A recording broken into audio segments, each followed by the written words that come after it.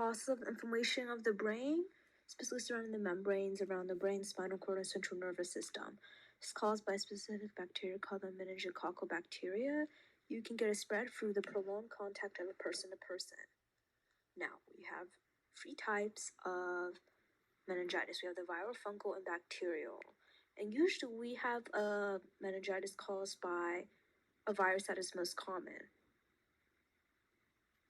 So some of the symptoms that we have include having a high fever above 102, headache, back and neck stiffness, and seizures in the brain.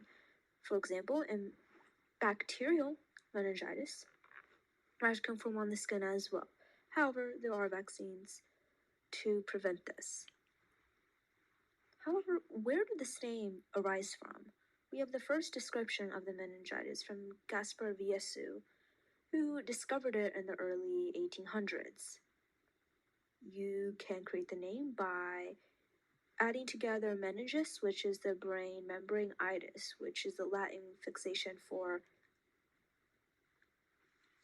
inflammation. And oftentimes meningitis can be dangerous because the person may assume it's a cold or flu at first, and you don't know if it necessarily is a severe illness or disease at first. And that is what can cause some of the inflammation that's surrounding the brain.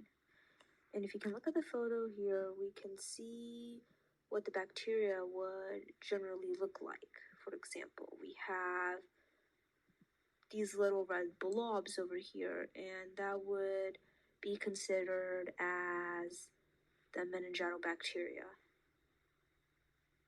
And the meningitis bacteria is able to reprogram the DNA and the cells in your body to do what they want. So basically, it takes over the brain, and that is how you get this sort of bacterial infection that occurs in your brain.